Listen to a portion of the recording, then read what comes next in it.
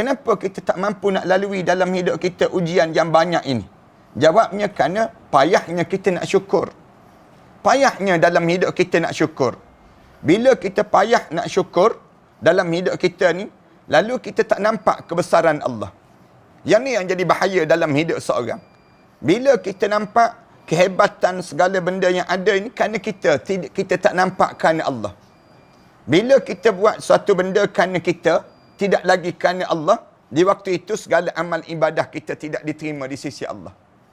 Yang ni yang jadi bahaya. Suatu dalam hidup kita, Allah ajar setiap benda yang kita buat kena sebut lillahi ta'ala. Lillahi ta'ala. سنخوض معاركنا معهم وسنمضي جموعا نردعهم ونعيد الحق المغتصب وبكل القوة ندفعهم وبكل القوة ندفعهم.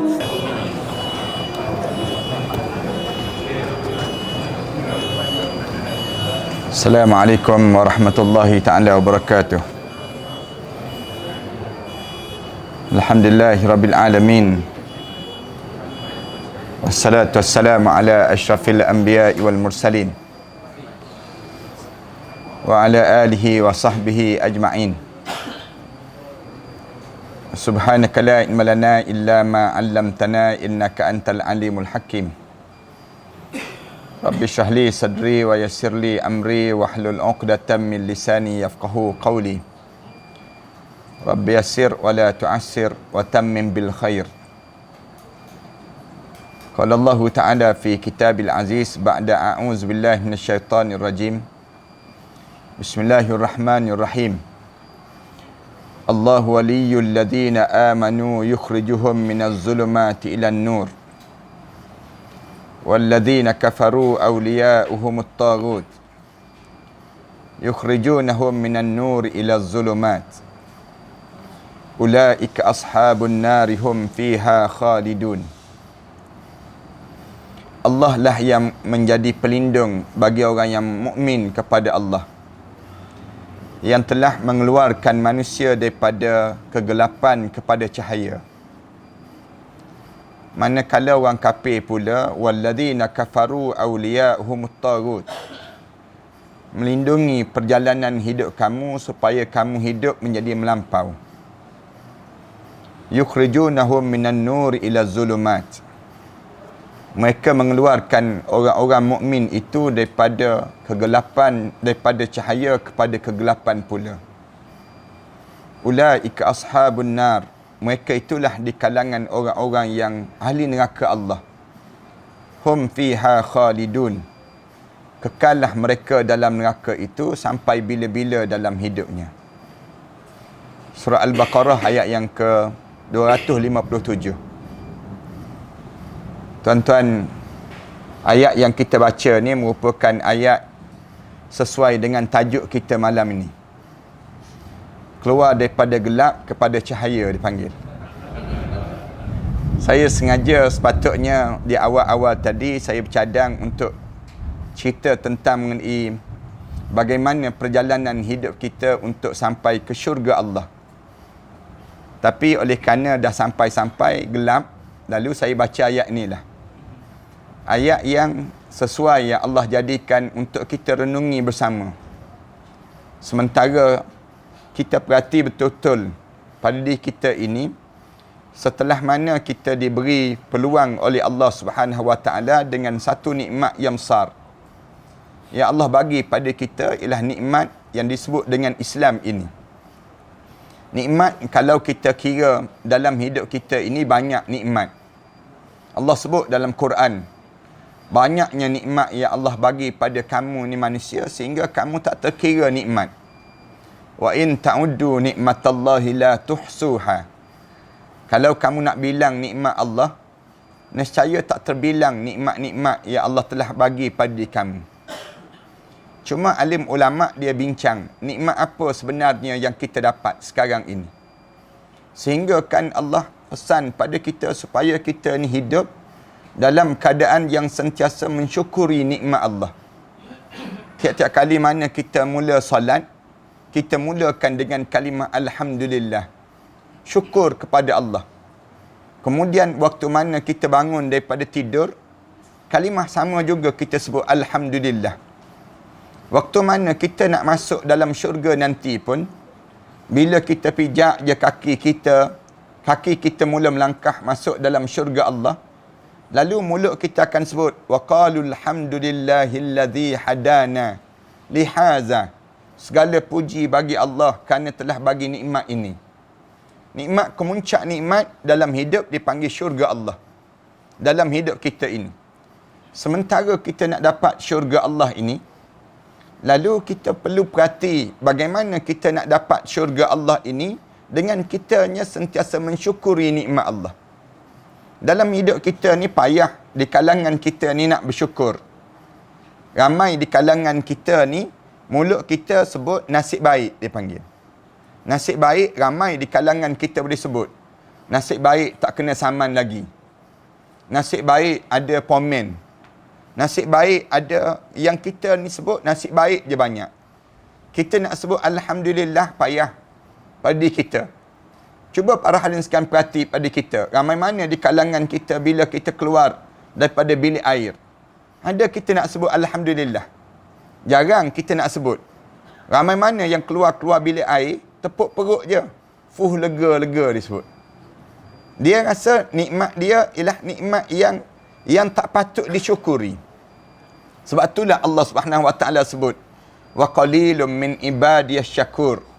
Sikit sangat di kalangan hamba-Ku ni nak bersyukur. Kerana tak syukur inilah yang menyebabkan kita ni sukar untuk kita dapat nikmat Allah. Nikmat-nikmat yang lain. Para hadirin sekalian perhati dalam hidup kita ni, kerana kita ni kufur lah yang menyebabkan kita ni semakin kurang yang disebut dengan rezeki dalam hidup. Kerana kufur lah yang menyebabkan kita ni menjadi jauh dengan Allah. Kenapa dalam hidup kita ni jadi demikian? Banyak ujian-ujian yang kita tak mampu nak lalui. Kenapa kita tak mampu nak lalui dalam hidup kita ujian yang banyak ini? Jawabnya kerana payahnya kita nak syukur. Payahnya dalam hidup kita nak syukur. Bila kita payah nak syukur dalam hidup kita ni, lalu kita tak nampak kebesaran Allah. Yang ni yang jadi bahaya dalam hidup seorang. Bila kita nampak kehebatan segala benda yang ada ini kerana kita tak nampak kerana Allah. Bila kita buat suatu benda kerana kita, tidak lagi kerana Allah, di waktu itu segala amal ibadah kita tidak diterima di sisi Allah. Yang ni yang jadi bahaya. Sebab tu dalam hidup kita Allah ajar setiap benda yang kita buat kena sebut lillahi ta'ala. Lillahi ta'ala. Sebab tu mula-mula kita solat saja, mulut kita sebut terus inna salati wa nusuki wa mahyaya wa mamati lillahi rabbil alamin. Mulut kita ni diajar supaya sebut demikian.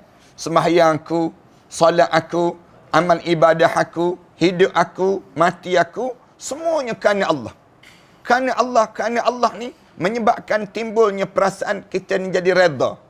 Redha dengan setiap apa yang Allah bagi pada kita. Kita akan rasa nikmat pada diri kita ni. Bila kita dapat nikmat redha ini, para hadirin sekalian tahu tak, benda apa yang paling utama dalam hidup kita? Bila kesan daripada kita ni sentiasa syukur dalam hidup, dia akan menjadikan diri kita ni jadi redha. Redha ni benda yang paling nak kita dalam hidup. Saya nak sebut sikit pada para hadirin sekalian. Dalam hidup kita ni ada nikmat-nikmat yang sedang Allah bagi pada kita. Nikmat-nikmat yang Allah bagi pada kita ni, nikmat-nikmat yang besar. Nikmat yang kita paling kita nak dalam hidup kita ni, kemuncak dipanggil radhiyallahu anhum wa radu'an. Ni nikmat kemuncak dipanggil. Alim ulama dia bincang dalam bab ini. Saya nak sebut sikit ilmu tasawuf, senang ceritanya. Malam ni biasa saya bercakap tentang mengenai yang disebut dengan cerita-cerita hal kematian. Tapi malam ni saya nak sebut sikit rentetan daripada keadaan yang kita lalui tadi. Yang suasana kita belajar tadi. Lama kita duduk di antara maghrib sampai ke masa ni, sampai ke isyak. Allah sedang tarbiyah kita dengan gelap seketika. Gelap ni bukannya, walaupun kita dalam gelap, jangan kita nampak bahawa kita ni rugi kita datang malam ni. Kerana kita tak dapat yang disebut dengan tak dapat mendengar kuliah dan seumpamanya. Tak. Sebenarnya Boleh jadi sepanjang daripada kita duduk tadi, sampailah waktu isyak ini, yang masuk waktu ini, Allah sedang mendidik kita dengan satu ilmu yang diam saja. Allah nak suruh kita belajar. Belajar apa dia? Belajar mensyukuri nikmat. Nikmat apa dia? Dalam hidup kita yang besar, yang Allah sedang nak ajar pada kita. Nikmat daripada gelap kepada cahaya. Nikmat daripada gelap kepada cahaya ini nikmat yang Allah bagi pada diri seseorang. Kenapa Allah sebut daripada gelap kepada cahaya? Sampai Allah Subhanahu wa taala sebut Allahu waliyul ladzina amanu yukhrijuhum minaz zulumati ilan nur.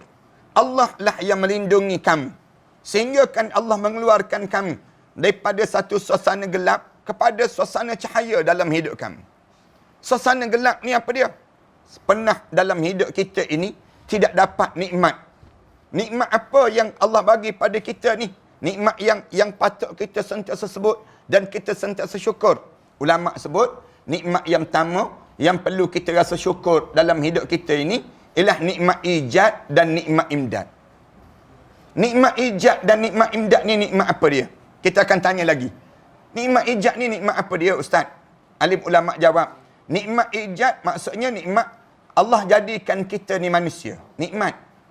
Jadi manusia di nikmat. Alhamdulillah, aku jadi manusia. Banyak-banyak makhluk yang Allah ciptakan atas muka bumi ni, Allah pilih kita jadi manusia. Nikmat kan?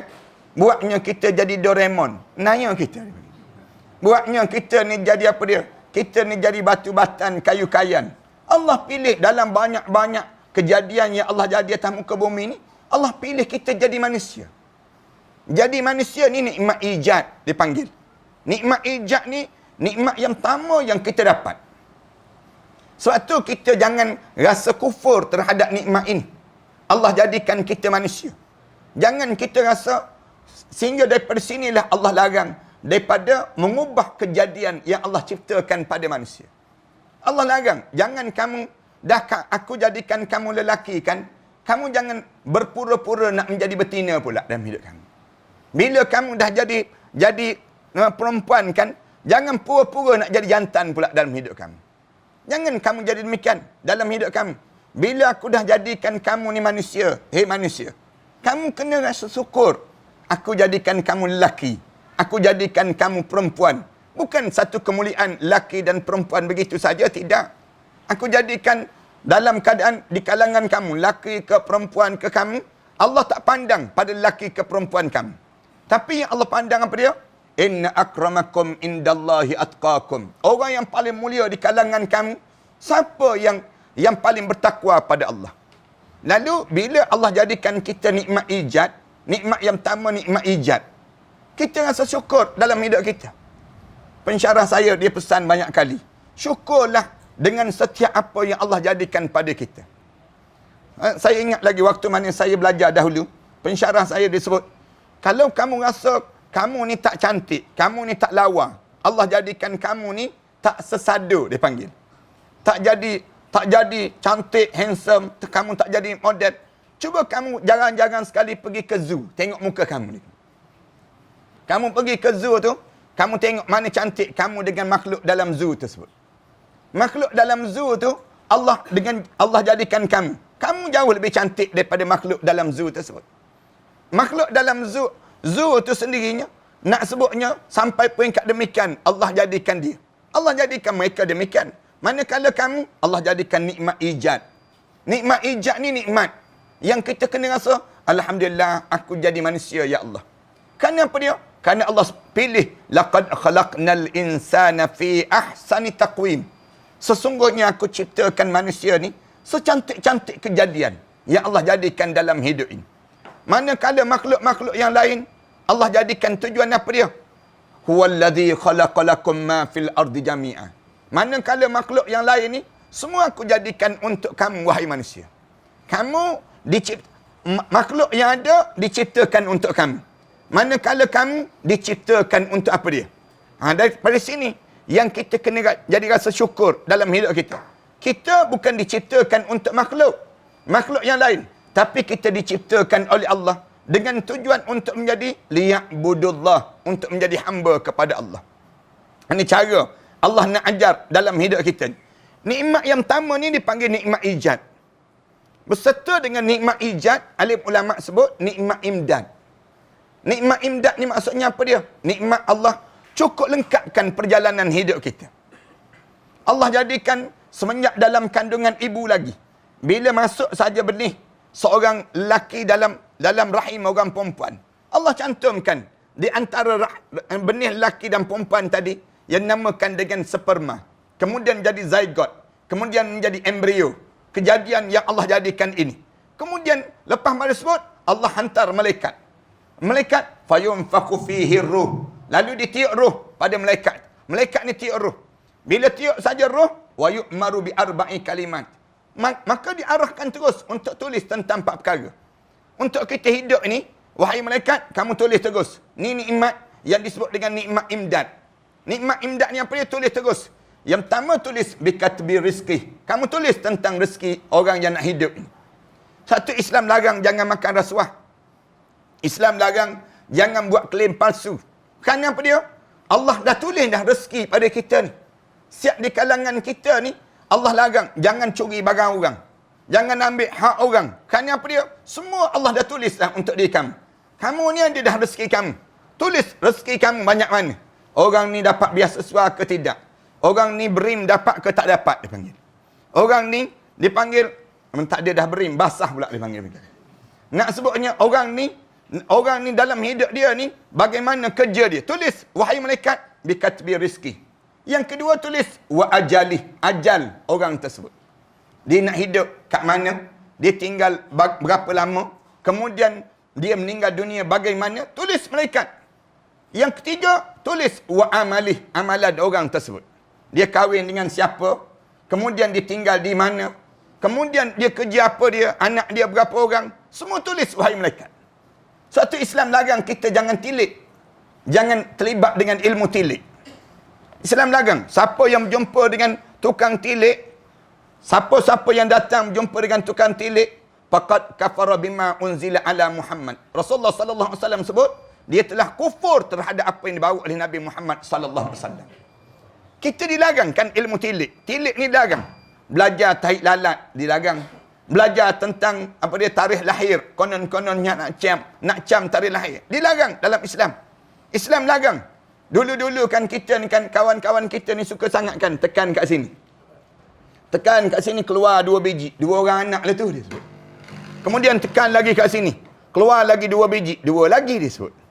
2, 4. Sekarang berapa orang? 16 orang anak dia. Tak sama pun dengan yang ditilik. Kawan-kawan kita dulu suka sangat ni pegang tangan. Telapak tangan kita ni. Tunjuk telapak tangan kita ni. Tengok M. M miskin lah tu dia sebut. Bukan indera mahkota, tidak dia panggil. Tapi nak sebutnya M miskin. Kita ni tengok bilalah nak berubah jadi K. Jadi kaya pula. Dalam hidup kita ni, Islam larang. Jangan. Kerana apa dia? Nikmat dalam hidup kamu ni, aku dah tulis untuk diri kamu. Rezeki kamu banyak mana. Sebab tu Islam larang. Jangan makan rasuah. Jangan menipu. Jangan ambil hak orang. Jangan ni. Banyak benda. Kerana apa dia? Tulis. Yang pertama tulis yang disebut dengan ajal seorang. Kemudian tulis rezeki dia. Kemudian ajal dia. Kemudian amalan dia. Kemudian yang keempat tulis malaikat. Yang disebut apa dia? Tulis sama ada dia di kalangan ahli syurga ataupun di kalangan ahli neraka. Ni dalam kandungan ibu. Semenjak daripada kandungan ibu, ibu kita mengandung cukup 4 bulan 10 hari, lalu tiup roh terus. Tiup roh. Ayu'maru bi arba'i kalimat. Tiup 4 bulan 10 hari tu start daripada situ tu, dah tulis dah untuk diri kita. Ni dipanggil nikmat ijad dan nikmat imdad. Nikmat yang kedua yang besar, alim ulama sebut apa dia? Nikmat nak suruh kita ni sentiasa syukur. Supaya kita dapat apa dia? Dapat syurga Allah dalam hidup. Kalau kamu tak syukur, nanti kamu tak akan dapat syurga Allah dalam hidup pada diri kamu. Allah dia nak suruh kita ni, hidup ni biar nampak jalan. Hidup ni bukan untuk di dunia, tidak. Tetapi hidup ni untuk apa dia? Untuk sampai ke akhirat Allah. Macam mana nak suruh sampai ke akhirat Allah dalam hidup ni? Salah satunya, kamu nampak jalan hidup kamu ni. Nikmat-nikmat yang aku bagi pada kamu, nak suruh kamu syukuri pada diri kamu. Nikmat apa lagi yang besar? Nikmat yang kedua, wa Allahu waliyul ladzina amanu yukhrijuhum minaz zulumati ilan nur. Keluarkan manusia ni Daripada gelap kepada cahaya. Gelap kepada cahaya ni apa dia? Daripada kita ni dalam keadaan tak beriman, kepada beriman kepada Allah.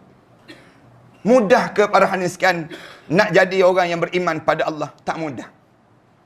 Tak mudah para hadirin sekalian. Nak jadi orang yang benar-benar berkeyakinan dengan Islam. Ramai di kalangan kita ni orang Islam. Boleh masuk Islam.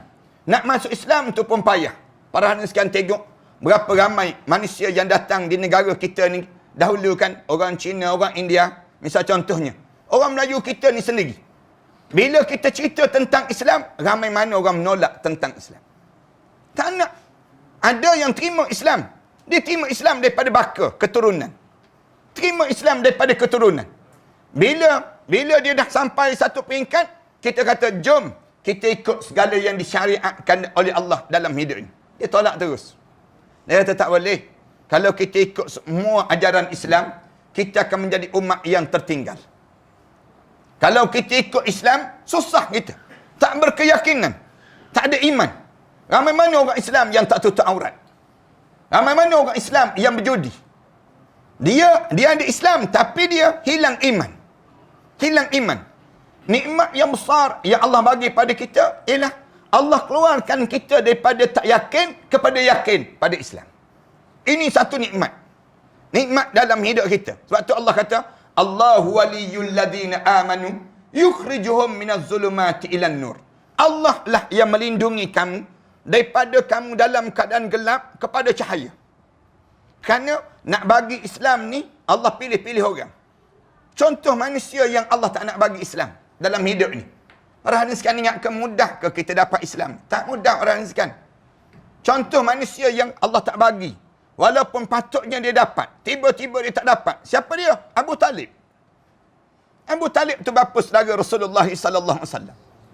Dekat dengan Rasulullah. Tuan-tuan baca dalam sejarah hidup Rasulullah.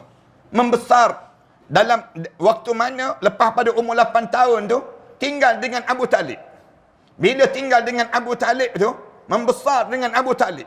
Sejarah hidup Rasulullah sallallahu alaihi wasallam. Bila dah sampai peringkat satu ketika jadi nabi dan juga rasul. Nak kahwin Abu Talib yang bawa. Abu Talib yang bawa pinangan untuk berkahwin dengan Khadijah binti Khuwailid. Bila dah jadi nabi dan juga rasul. Bila jadi nabi dan juga rasul, saat mana jadi nabi dan juga rasul, sebar Islam. Abu Talib beriman, tak beriman. Orang kafir ni datang kacau. Kacau Rasulullah. Ganggu Rasulullah. Abu Talib sebut pada Abu Talib, bagi tahu pada anak saudara kamu tu, wahai Abu Talib, yang kalau dia bawa Islam ni, punca dia nak jadi pegang jawatan, kami akan lantik dia yang di Pertuan Agong. Kalau dia nak kepada perempuan cantik, kami buat yang disebut dengan pertandingan Ratu Cantik, kami pilih perempuan itu untuk diadakan pasangan hidup dia.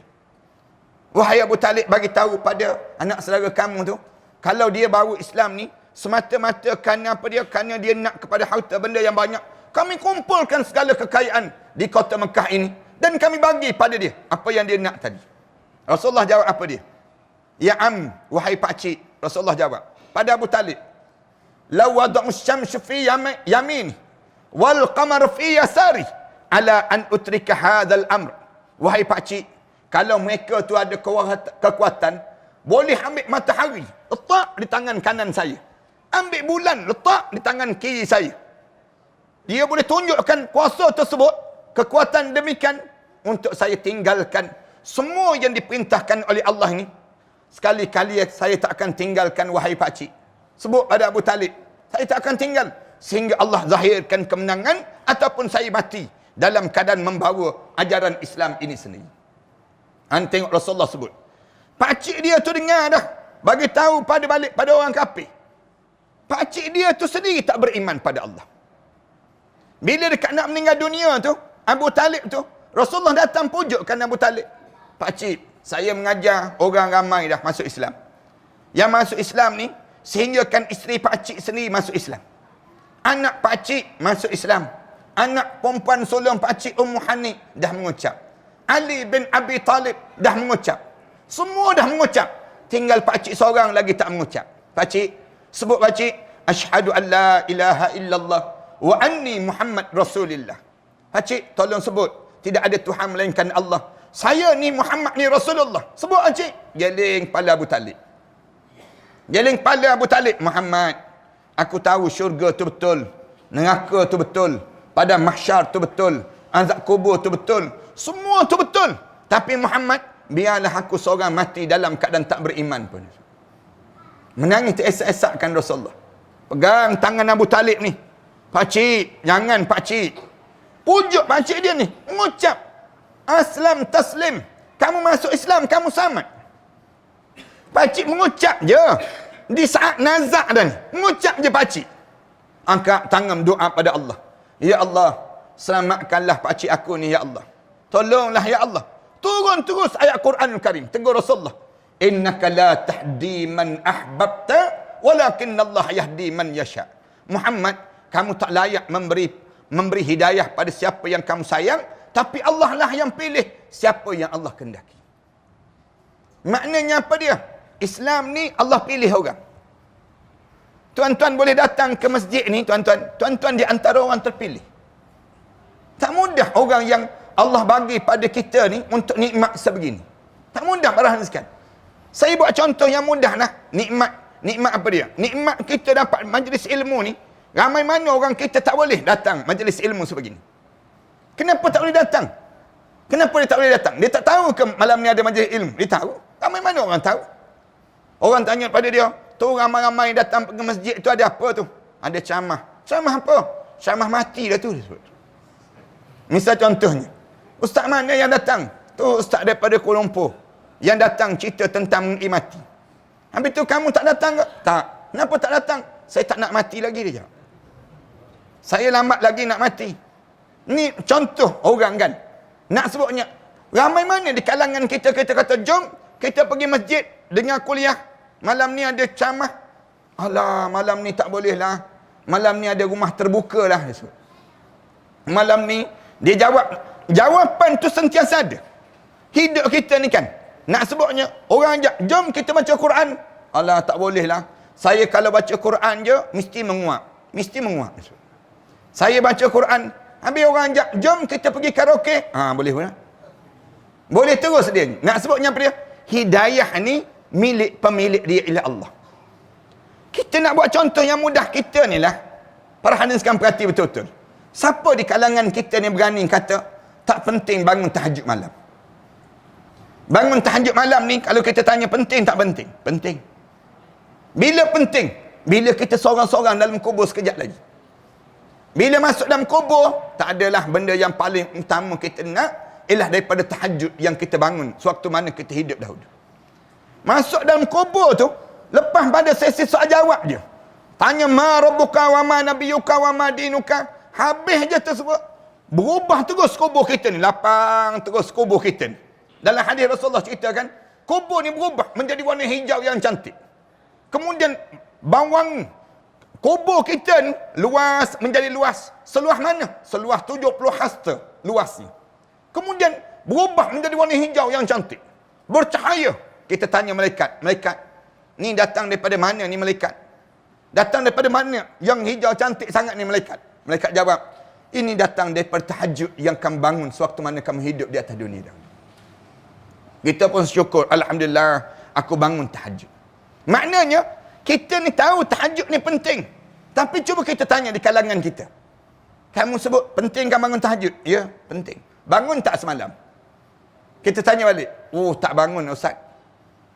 Habis tu yang kamu kata penting-penting tu, ialah saya kata pada orang je, saya sendiri tak bangun. Kenapa tak bangun? Kita jawab. Kenapa tak bangun? Kita tanya balik, kenapa tak bangun? Dia jawab, susah nak bangun ustaz. Kenapa susah? Saya makan sebelum tidur. Makan kekenyangan sebelum tidur. Bila kenyang, saya tak boleh bangun. Kita jawab balik, kalau begitu, jangan makan sebelum tidur. Dia pun jawab balik, tak makan pun tak bangun ustaz. Dia jawab.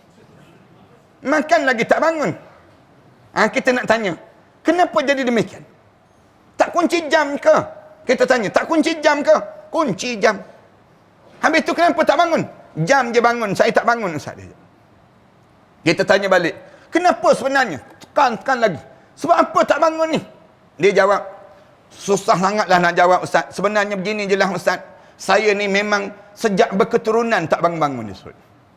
Bukan saya je tak bangun. Memang keturunan saya je ni tak bangun. Dia pun, kita tanya balik pada dia. Kita tanya balik. Kalau begitu,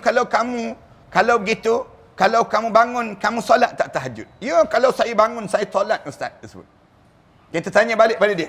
Habis itu kita tanya balik. Duha.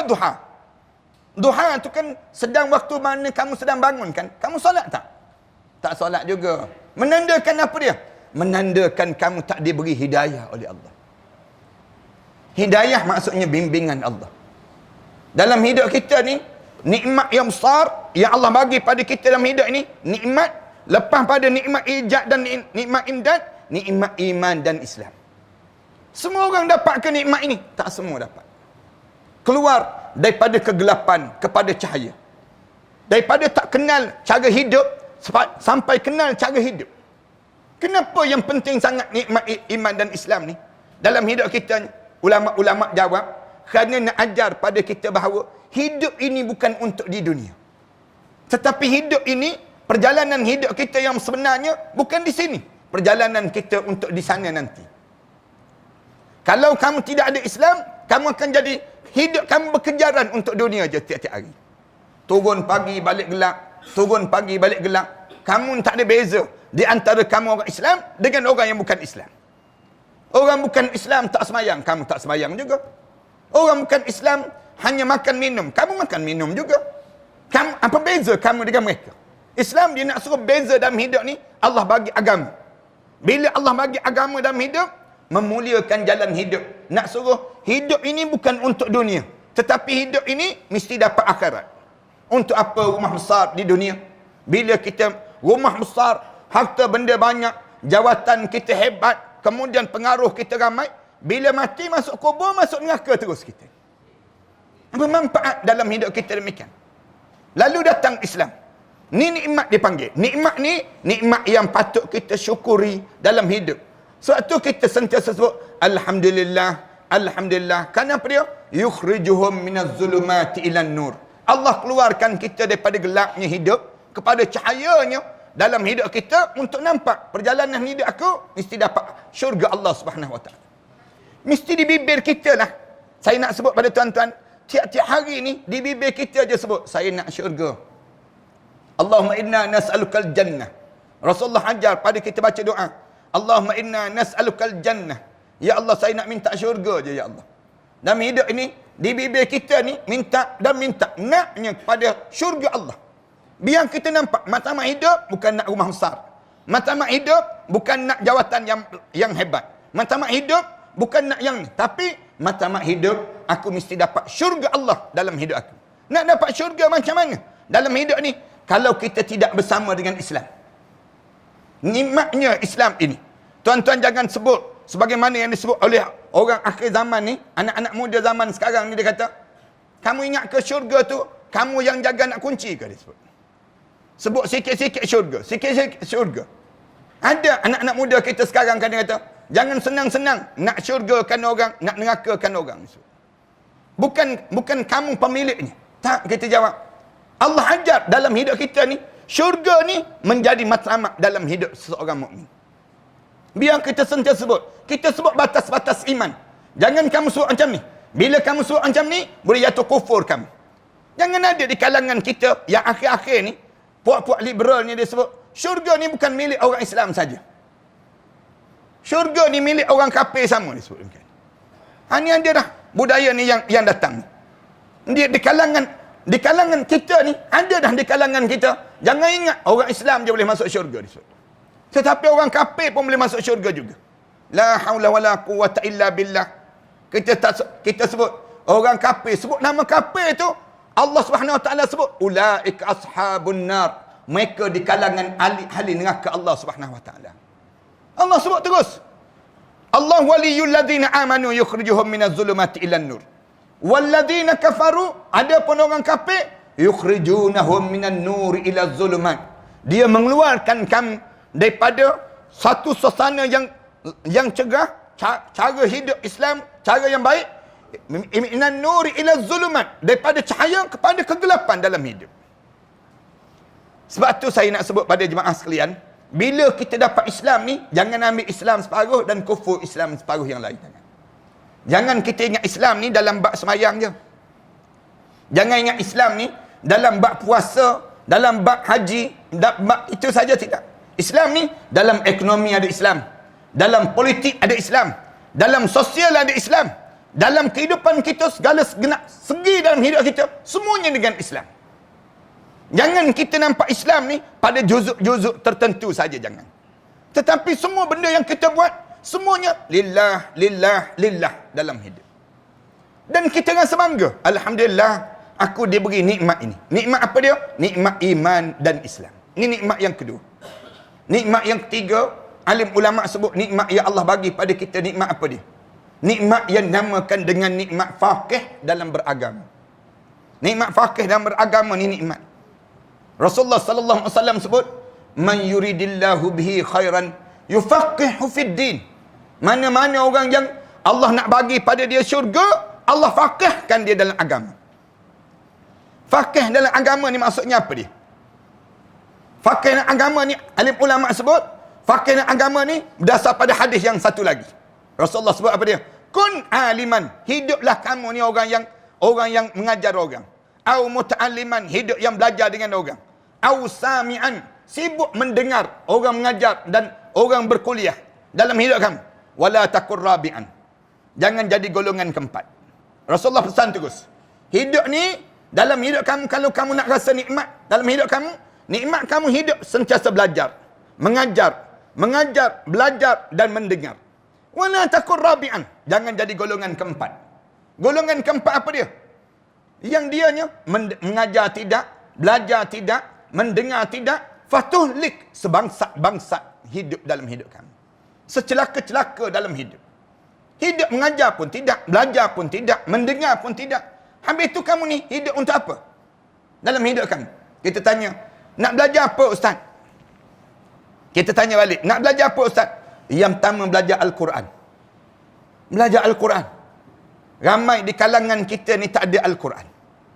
Saya sebut banyak kali di mana-mana pun.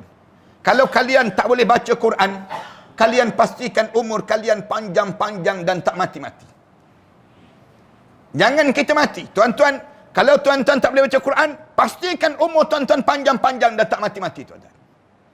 Kalau tuan-tuan mati, di saat mana tuan-tuan tak boleh baca Quran, tuan-tuan masuk dah saja dalam kubur, confirm tak lepas menghadap depan Allah.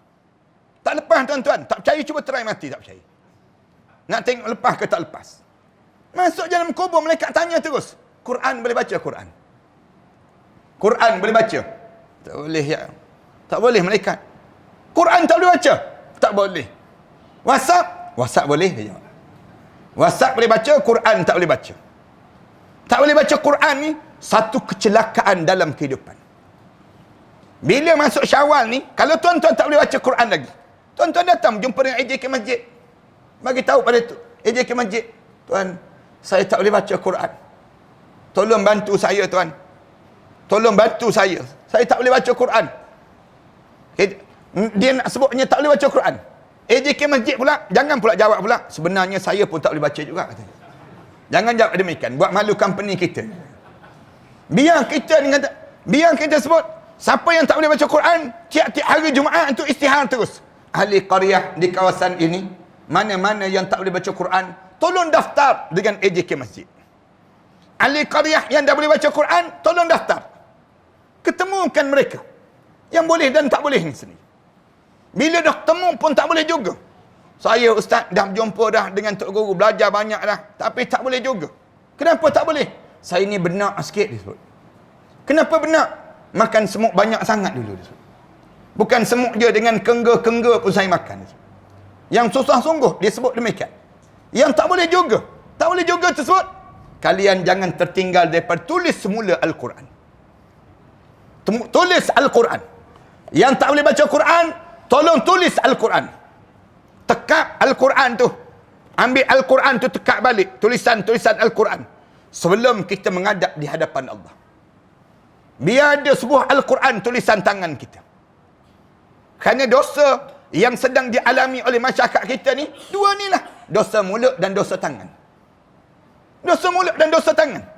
Tak nak belajar Al-Quran, dan tak nak tulis kembali Al-Quran kali. Dosa kita dosa mulut, mencarut, memaki. Kita ni, mulut kita ni tak terhenti. Yang jenis demikian. Lagi tua, lagi suka bercakap tentang dunia. Lagi tua, lagi sibuk tanya siapa juara Gegar Waganza. Lagi kita berusia, lagi sibuk kita tentang dunia. Untuk apa kita nak sibuk tentang demikian? Sibukkan dalam hidup kita bercakap, bagaimana malam tama kita di barzah. Bagaimana kita saat mana kita dibangkitkan di akhirat nanti. Cuba tanya dalam hidup kita, bagaimana kita nak menghadap di hadapan Allah Subhanahu Wa Taala nanti. Sibuk kita tanya anak-anak kita, malam tama abah meninggal dunia, kamu nak ke bumi, jenazah abah dikubur mana? Umi, kalau Umi meninggal dunia, siapa yang nak mandikan jenazah Umi? Tanya anak-anak kita, ajar pada mereka tersebut. Maknanya sibukkan kita ni dengan urusan demikian. Beli kain-kain kapan, mula baring atas kain kapan, duduk pakaikan kain kapan. Kenapa pakai kain kapan ini? Nak bagi tahu pakaian inilah pakaian yang kita akan pakai di hari pertama kita menyambut hari raya, saat mana kita di barzah nanti. Ini nak sebut gambaran pada keluarga kita. Mulut kita ni tak boleh nak jaga. Orang kita ni dah lah tak boleh jaga mulut. Punca apa tak boleh jaga mulut? Kerana tak baca Quran lah. Kalau dia baca Quran, mana mungkin dia nak mencarut di mulut dia. Kan ni ada istilah baru ni kan, istilah yang disebarkan. Hodoh sungguh istilah yang digunakan. Kita nak sebut apa malu. Nak sebut istilah jantan dengan jantan ni kan. Istilah yang digunakan. Nak sebut kita pun rasa segan. Mulut lah tu tak baca Al-Quran. Yang ni tak baca Al-Quran kali. Manakala yang mulut satu, penyakit yang kedua, jari menaip. Tulisan-tulisan. Ramai mana orang putus hubungan kekeluargaan. Punca jari-jari yang kotor di kalangan mereka. Jari-jari kita ni, berapa orang di kalangan kita yang setiap hari salin Al-Quran kan. Kita banyak copy paste apa dia? Kita banyak copy paste tulisan-tulisan orang. Ada pun kita nak salin balik tulisan Allah, kata-kata kalimat Allah dalam hidup kita, ada kita nak salin. Biar ada sebuah Al-Quran, tulisan tangan kita, sebelum mana kita menghadap di hadapan Allah. Tak ada. Ramai mana di kalangan kita tak dapat nikmat ini. Nikmat ini, bila kita dapat nikmat, yang ketiga, nikmat faqih dalam agama. Belajar apa dia? Al-Quran. Belajar Al-Quran, kalau ditanya lagi pada saya, belajar apa Ustaz Al-Quran? Tak sempat dah nak habiskan 30 juzuk Al-Quran. Ulama-ulama jawab, kalau tak mampu 30 juzuk Al-Quran, orang lelaki 2 surah sebelum daripada dia menghadap depan Allah. 2 surah ni dia kena belajar dalam hidup seorang lelaki. Siapa? Apa dia? Surah yang pertama surah Al-Baqarah dan surah yang kedua surah Al-Imran. Tuan-tuan kena datang cari seorang ustaz, malam-malam duduk saja belajar start daripada Alif Lam Mim sampai amana rasulu bima unzila ilaihi min rabbih wal mu'minun kullun amana billah. Baca tersebut, tafsir satu-satu. 2 surah ni wajib orang lelaki belajar. Katanya Sayyidina Umar Al-Khattab radhiyallahu anhu. Manakala orang perempuan, ajarilah orang perempuan di kalangan kami dengan 3 surah sebelum daripada dia menghadap depan Allah. 3 surah ni orang perempuan kena belajar. Surah apa dia? Yang pertama belajar surah An-Nisa. Surah perempuan. Surah yang cerita tentang bagaimana kehidupan orang perempuan yang sewajarnya ada dalam hidupnya. Yang pertama surah An-Nisa. Yang kedua surah An-Nur. Disebut dalam Al-Quran, dalam kata-kata Sayyidina Umar, ajarilah di kalangan orang perempuan kamu tentang surah An-Nur. Kerana dalam surah An-Nur mengajar terlampau banyak bagaimana nak bermuamalah dalam kehidupan ini. Dalam surah An-Nur ini cerita tentang bagaimana hadisul ifki. Hadisul ifki, peristiwa gosip-gosip liar yang disebarkan di kalangan orang perempuan di kota Madinah Al-Munawwarah di saat mana dituduh Sayyidatina Aisyah radhiyallahu anha berzina dengan Safwan bin Mu'attal itu. Belajar tentang surah An-Nisa, surah An-Nur. Dan yang ketiga, orang perempuan belajar surah yang disebut dengan surah Al-Ahzab. 3 surah ni menjadi surah yang menjadi wajib bagi orang perempuan sebelum daripada menghadap depan Allah Subhanahu Wa Taala. Ini alim ulama sebut demikian. Nak suruh apa dia? Pahami ilmu. Bila kamu dapat, lepas mana kamu dapat Al-Quran, kamu ambil hadis Rasulullah sallallahu alaihi wasallam. Kerana hadis ni menerangkan Al-Quran. Saya sentiasa sebut, jangan hidup kita ni terperangkap dengan manusia yang akhir zaman ini. Sibuk benda-benda sikit hadis, benda-benda sikit hadis. Dia tak sibuk tanya bagaimana Al-Quran. Ni pun penyakit.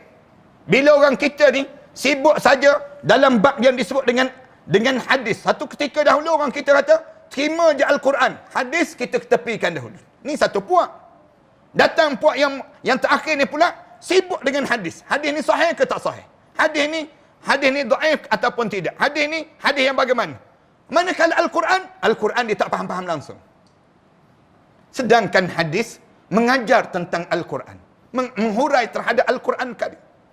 Ni pun ramai di kalangan kita terperangkap dengan perkara demikian. Islam diajar tak boleh pecah di antara Al-Quran dan hadis. Al-Quran diterangkan daripada hadis. Kalau ada orang kata, saya pakar hadis, kita tanya balik, kamu pakar hadis, kamu hafal ke Quran? Kamu faham ke Al-Quran? Dia jawab, tak faham. Tak faham bagaimana kamu boleh dianggap pakar hadis? Kamu kena faham Al-Quran terlebih dahulu. Kena ada Al-Quran terlebih dahulu, baru kamu dianggap boleh faham terhadap hadis Rasulullah. Ini langkah yang awal, dipanggil mudah. Nak suruh kita faham dalam konsep hidup kita ni. Hadis ni datang bila? Lepas pada Al-Quran. Bila kita belajar Al-Quran, faham Al-Quran, kemudian ulama-ulama sebut disambung dengan hadis Rasulullah sallallahu alaihi wasallam. Bila habis hadis Rasulullah, belajar tentang sirah Rasulullah sallallahu alaihi wasallam. Ini nikmat faqih dalam beragama. Dan nikmat yang keempat yang besar yang Allah bagi pada kita ialah nikmat yang mesti kita dapat dalam hidup, ikhlas dalam beragama. Nikmat ikhlas. Biar kita ni jadi ikhlas. Setiap benda yang kita buat kerana Allah, kerana Allah, kerana Allah. Susah nak jadi ikhlas ni para hadirin sekalian. Dalam hidup. Susah tak susah. Sehingga kan Allah turunkan surah Al-Ikhlas. Nak sebutnya susah nak jadi ikhlas. Sehingga kan Allah turunkan surah Al-Ikhlas. Allah turunkan surah Al-Ikhlas. Nak mengajar supaya kita tahu nilai surah Al-Ikhlas itu 1/3 Al-Quran. Sekali je kita baca surah Al-Ikhlas, sama dengan 1/3 Al-Quran. 3 kali kita baca surah Al-Ikhlas, sama dengan sebuah Al-Quran. Tuan-tuan nak tahu susah tak susah Al-Ikhlas ni? Cuba tuan-tuan tanya di kalangan kita, siapa yang dah baca surah Al-Ikhlas 3 kali pada hari ini? Tiap-tiap hari dia dah boleh baca 3 kali surah Al-Ikhlas. Kita kata tolong angkat tangan. Mesti ramai tak boleh angkat tangan. Baik, tak payah suruh angkat tangan. Kalau suruh angkat tangan pun tak terangkat tangan kita. Kenapa? Itulah nilai ikhlas kita. Dalam hidup kita ni, dalam buat amalan, mudahkah kita nak jadi ikhlas? Susah. Tambah dalam dunia kebendaan ini sendiri. Dunia materialistik. Nak jadi ikhlas, menjadi payah. Lalu, setiap benda yang kita buat, mesti kita sebut, lillahi ta'ala, lillahi ta'ala, lillahi ta'ala. Ikhlas dipanggil demikian. Dan nikmat yang terakhir, yang sedang kita tunggu-tunggu dalam hidup kita ini, ialah nikmat keredaan Allah. Radiyallahu anhum wa radu anhu. Allah redha pada kamu dan kamu redha dengan ketentuan Allah. Bila kita dapat nikmat ini, kita dengar dekat nak meninggal dunia, turun malaikat. Bila malaikat turun je, malaikat mula sebut, ya ayyatuhan nafsul mutmainnah, wahai jiwa yang tenang, irji'i ila rabbiki radiyatan mardiyah. Pulanglah jiwa-jiwa yang dalam keadaan Allah redha pada kamu dan kamu dengan penuh keredaan di sisi Allah. Fadkhuli fi ibadi, masuklah kamu di kalangan hamba-hambaku, wadkhuli jannati, masuklah kamu ke dalam syurgaku. Mudah-mudahan semua yang hadir malam ni di kalangan ahli syurga Allah Subhanahu Wa Taala. Allah jadikan kita di kalangan orang yang dapat menikmati ni. Nikmat keluar daripada kegelapan pada cahaya. Mudah-mudahan 45 minit ana bercakap ini dia akan memberi kebaikan pada kita lah. Ana rasa cukuplah. Tuan-tuan pun dah betul tulang belakang 3 kali dah nak tengok. Jadi mudah-mudahan Allah jadikan malam yang baik ini malam yang penuh dengan kebaikan, pengajaran pada kita dalam kita memahami bagaimana perjalanan hidup kita yang Allah keluarkan kita daripada gelap kepada cahaya. Ya Allah jadikan tajuk yang sesuai pada malam ini. Allah bagi peluang pada kita untuk kita belajar sedikit pada diri kita dan mudah-mudahan cahaya yang Allah bagi dalam hidup kita ni cahaya yang berterusan. Tuan-tuan tengok dalam Al-Quran banyak kali Allah sebut nur. Nurun ala nur. Nurun ala nur. Allah sebut demikian. Cahaya di atas cahaya. Rajin sikit baca surah An-Nur. Baca surah An-Nur. Allahu waliyul ladhina amanu yukhrijuhum minaz zulumati ilan nur ni. Kemudian kita baca dalam surah An-Nur. Allahu nurus samawati wal ard. Masalu nurihi kamishkatin fiha misbah. Allah sebut tentang cahaya. Ini Allah sebut cahaya tu macam malam yang gelap, kemudian ada pelita. Kemudian keluar daripada pelita itu cahaya-cahaya yang indah. Daripada cahaya itu berkembang dan cantik lagi. Apa benda cahaya ni? Ulama-ulama bincang panjang. Nurun ala nur. Yahdillahu li nurihi man yasha. Allah mula sebut, Allah bagi cahaya pada siapa yang Allah kehendaki ini sendiri. Terima kasih di atas kesempatan yang baik ini. Anda tak bercadang nak cerita panjang lagi pada masa yang baik ini tuan-tuan. Mudah-mudahan Allah jadikan kebaikan pada pertemuan kita ini dan kita sentiasa berdoa pada Allah kita masuk di kalangan orang yang sentiasa diberi cahaya oleh Allah. Berterusan sehingga kan tersenyum indah kita saat mana kita menghadap di hadapan Allah kerana cahaya agama yang sedang masuk dalam keadaan kita ini dan kita menerima dengan cara yang baik. Dan Imam Syafi'i pun sebut cahaya Allah ni la yuhda li'asi. Cahaya Allah tidak akan diberi pada mereka yang buat maksiat pada Allah SWT. Lalu kita jaga diri kita ni, jangan buat benda yang dilarang oleh Allah, dan pastikan kita ni sentiasa berterusan dalam mentaati perintah Allah. Mudah-mudahan demikian insya-Allah. Aku lu qali hadza astaghfirullah li wa lakum. Assalamualaikum warahmatullahi taala wabarakatuh. Tuan-tuan, kitab yang saya pernah sebut pada tuan-tuan sebelum daripada ini, persiapan menjelang kematian ni. Dalam ni saya rasa saya pernah sebut juga tentang satu doa yang Rasulullah ajar pada kitanya. Rasulullah suruh kita baca sebelum daripada kita dekat nak meninggal dunia. Bila saya dah baca ke belum kat sini? Tak pernah baca lagi ke? Doa ni. Doa dalam pada muka surat 47 dalam kitab ni nya, di mana Rasulullah cerita pada Abu Hurairah, nak tak kalau sekiranya aku ajar pada kamu satu doa yang bila kamu dekat nak meninggal dunia, kamu baca doa ni. Bila kamu baca doa ni sekali je, kemudian lepas pada itu kamu meninggal dunia, lepas pada sebut tempat kamu dalam syurga Allah, dan Allah haramkan jasad kamu dihumban ke dalam neraka Allah. Lalu Abu Hurairah sebut, apa dia ya Rasulullah? Rasulullah pun ajar. Abu Hurairah ajar pada sahabat-sahabat yang lain sampai pada guru saya dekat Mesir. Waktu mana saya belajar dekat Mesir dahulu, guru saya dia sebut, kamu baca aku baca kamu ikut. Lalu kami pun ikut. Guru saya baca, kemudian kami ikut. Habis je baca dia sebut, saya ijazahkanlah doa ini pada kamu semua. Lalu kami jawab, kami terimalah doa ini. Tuan-tuan, malam ni saya nak ijazahkan juga doa ini. Saya baca, tuan-tuan ikut doa ini. Mudah-mudahan balik nanti tuan-tuan ajar pada keluarga masing-masing pula. Doa ini mudah-mudahan semua di kalangan kita ni, di kalangan ahli syurga Allah SWT, insya-Allah.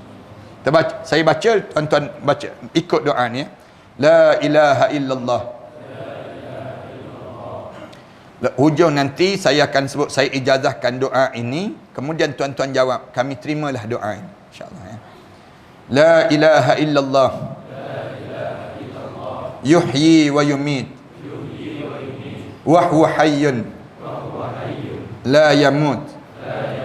Wa subhanallah rabbil ibad wal bilad walhamdulillah hamdan katsiran tayyiban mubarakan fih ala kulli halin. Allahu akbar kabira kabiran kibriya Rabbina wa jalalatuhu wa qudratuhu bikulli makanin. Allahumma in kunta amrattani litaqbida ruhi fi awwali maradi hadha faj'al ruhi fi arwahi man sabaqat lahum minkal husna wa ba'idni minan nar kama ba'atta awliya'aka alladhina sabaqat lahum minkal husna. Amin ya rabbal alamin. Saya ijazahkanlah doa ini pada semua jemaah yang hadir pada malam ini. Selain daripada itu, jemaah sekalian, baru ni bulan Ramadan baru ni saya keluarkan satu lagi kitab, Ud'uni, doalah kamu kepada aku. Allah Subhanahu Wa Taala sebut demikian. Daripada kitab ni saya kumpulkan doa-doa dalam Al-Quran, start daripada surah Al-Fatihah sampai minal jinnati wan nas. Saya susun balik, tuan-tuan balik hafal lah doa-doa yang ada dalam Quran ni.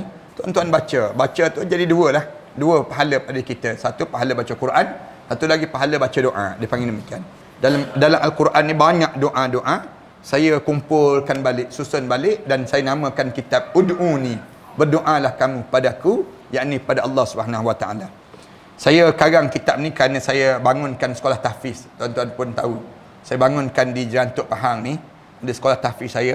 Kemudian di Kelantan, kemudian saya bangunkan di Shah Alam, kemudian saya bangunkan di Pulau Langkawi, dan satu lagi saya nak bangunkan di Terengganu pula, insya-Allah. Ni ada tapak yang telah diberi, tanah yang diwakafkan sebanyak lebih kurang 8 ekar tanah tersebut. Saya nak bangunkan di Terengganu ni. Satu lagi saya sudah bangunkan di Selatan Thailand. Selatan Thailand tu saya bangunkan mereka tu macam mana cara mereka yang asalnya pelajar 22 orang je, anak-anak yatim piatu. Sekarang ada lebih kurang 500 lebih pelajar. Tiap-tiap bulan saya hantar lebih kurang 30,000, 40,000 sebulan bagi membiayai mereka tersebut. Macam mana cara saya buat? Saya suruh mereka bela lebah. Lebah tersebut hasilkan madu. Madu tu mereka letak depan mereka, mereka bangun tahajud malam-malam, mereka sujud doa pada Allah, dan madu tu mereka hantar ke Shah Alam. Saya gunakan untuk perubatan Islam. Orang yang kena sihir, saya kata minum air madu. Minum air madu tu muntah, keluar benda yang pelik-pelik tu badan. Ada yang kena kencing manis teruk, dia minum madu, dia campur dengan minyak zaitun dan minyak habatus sauda, turun kadar gula dalam darah dia. Saya pernah kena batu karang sekali lepas pada bulan Ramadan. Saya minum air madu, keluar batu karang tersebut. Itulah dalam hadis Rasulullah sebut, alaikum bil asal, biasakan hidup kamu dengan makan madu, kata Rasulullah. Makan madu ni satu amalan yang diajar supaya kita lakukan dalam hidup kita ni. Cuma orang kita tak biasa, dipanggil demikian. Orang kita ni biasa minum air teh, minum air Milo dan sebagainya. Jarang kita nak minum air madu. Rasulullah sebut, kalau kalian ingin rasa nikmatnya air dalam syurga Allah di dunia ini lagi, minumlah air madu yang disejukkan, kata Rasulullah. Kita buat amalan lah, ambil madu tu campur dengan air suam, letak dalam peti ais. Dah sejuk dah air tersebut, hidangkan pada keluarga masing-masing. Minum air tersebut. Nikmat Allah sajalah yang tahu. Rasulullah sebut, siapa yang minum air madu yang disejukkan di dunia ini lagi, bagaikan dia minum air dalam syurga Allah Subhanahu Wa Taala. Nikmatnya air madu ni. Satu nikmat yang Allah kurniakan pada kita dah. Saya bangunkan demikian. Dan yang terakhir, ada di kalangan masyarakat kita ni, dia kuat sangat terlibat dengan saka, dia panggil. Saka ni biasa orang perempuan dia kena, dia mimpi air yang banyak, dia menyusu bayi, dia mimpi rumah-rumah lama. Kadang-kadang kita sendiri, orang lelaki ni, bunyi gigi, tidur malam tu bunyi kak gigi kita. Kadang-kadang kita rasa sakit belakang. Kadang-kadang kita ni kena gangguan banyak sangat, badan kita bang busuk. Kadang-kadang suara kita ni pun bunyi parau, pelik je suara kita ni sendiri. Ni gangguan saka dia panggil. Gangguan saka ni masalah. Kalau gangguan pusaka tak masalah langsung. Gangguan saka ni ramai yang kena. Orang Melayu kita ni ramai sangat yang kena gangguan saka. Macam mana cara saya buat? Saya campur minyak zaitun, minyak habatus sauda dalam bentuk krim. Saya buatkan keluar produk begini lah. Tuan-tuan sapu kat belakang, tuan-tuan sapu dekat sendi-sendi kita malam-malam. Cuma jangan sapu pada anak-anak yang bawah 12 tahun saja. Dia rasa panas sikit. Rasa kuat sikit dia tu. Saya sendirinya buat amalan. Ada sahabat-sahabat yang kena kencing manis teruk, dia ambil minyak ni, dia sapu dekat pankreas dia sebelah kanan. Sapu dekat bawah pada pusat dia sebelah kanan tersebut. Dan mula lama-lama dia bergerak balik, aktif balik. Yang mudah-mudahan Allah jadikan pemulihan dengan cara demikian. Ada beberapa amalan-amalan lah yang sebaiknya untuk kita kerjakan. Dan saya jadikan dengan tujuan yang sedemikian rupa lah. Yang akhir sekali, saya bercadang nak pergi buat haji tahun ni, tuan-tuan. Kalau tuan-tuan rasa nak pergi buat haji, duit ada dan sebagainya, nak buat haji furada, bolehlah bersama dengan saya di hujung dekat-dekat nak buat haji tersebut. Nak pergi kejap je dalam 25 hari begitu je. Kalau tuan-tuan rasa nak pergi buat haji furada ni, boleh daftarlah sekarang. Sekarang kami buka ruang untuk nak bersama tu sendiri insya-Allah. Bismillahirrahmanirrahim. Alhamdulillahirabbil alamin. Wassalatu wassalamu ala asyrafil anbiya'i wal mursalin wa ala alihi wa sahbihi ajma'in. Allahumma ighfir dhunubana wa liwalidina warhamhuma kama rabbayana shaghira wa li jami'il muslimina wal muslimat wal mu'minina wal mu'minat al ahya'i minhum wal amwat. Allahumma taqabbal minna salatana tammah waghfir lana dhunubana ammah wa la tu'azzibna yawmal qiyamah innaka la tukhliful mi'ad. Allahumma arhamna fa innaka bina rahim wa la tu'azzibna fa innaka alaina qadir. Waltuf bina ya Allah innaka antal latiful khabir. Rabbana ja'alna muqimas salah wa min dhurriyyatina rabbana wa taqabbal du'a. Rabbana hab lana min azwajina wa dhurriyyatina qurrata a'yun waj'alna lil muttaqina imama. Rabbana atina fid dunya hasanah wa fil akhirati hasanah wa qina adzaban nar. Sallallahu ala Muhammadin wa ala alihi wa sahbihi wasallam. Alhamdulillahi rabbil alamin. لا إله إلا الله محمد رسول الله عليه صلاة الله وآله والأحبة